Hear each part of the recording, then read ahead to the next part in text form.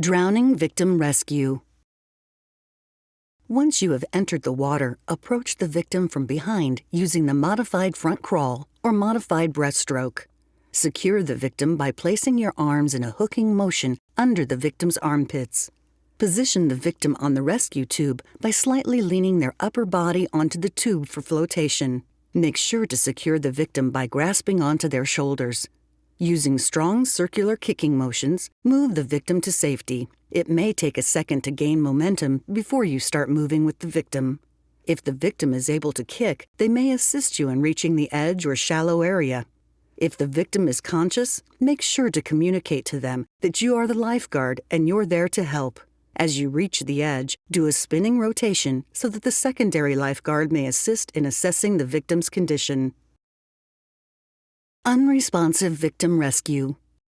Approach of an unresponsive victim has many of the same steps and maneuvers as the drowning victim, but in this case, we have to make sure to better secure the victim's head and neck. Unlike the drowning victim, unresponsive victims will possess no muscular strength or control in their neck, and therefore will not pull their head out of the water. In securing an unresponsive victim, approach from the side and slightly lean the victim's head backwards to one side so that it may rest on the opposite side of the lifeguard. Repeat the spinning rotation once you reach the edge so that the secondary lifeguard may secure the victim by grasping their wrists, guard's right hand to victim's right wrist, and left hand to left wrist. Removal. Once the unresponsive victim has been secured at the edge of the pool, the lifeguard team must execute the removal phase. 2 lifeguards are required for this rescue.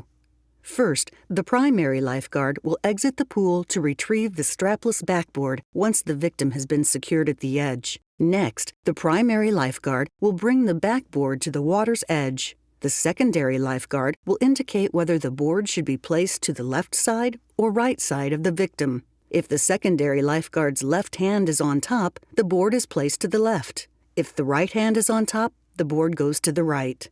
Once the secondary lifeguard has indicated which side, the primary lifeguard will ease the board into the water, feet end or narrow end first, making sure to put the board in straight up and down so that it does not float or shift. The board should be placed so that the victim's head matches up with the top of the board. Next, the secondary lifeguard will rotate the victim by uncrossing their arms so that the victim is positioned on the board. The lifeguard on the left side of the board will grab the left arm and left side holder, and the lifeguard on the right will grab the right arm and the right side holder. Once both lifeguards have indicated that they have secured the victim, slowly ease them out about a foot to make sure they are securely on the board. Once the victim's body drops on the board, slowly remove them from the water. Initial assessment. Once an unresponsive victim has been removed from the water, an initial assessment of their condition must be conducted.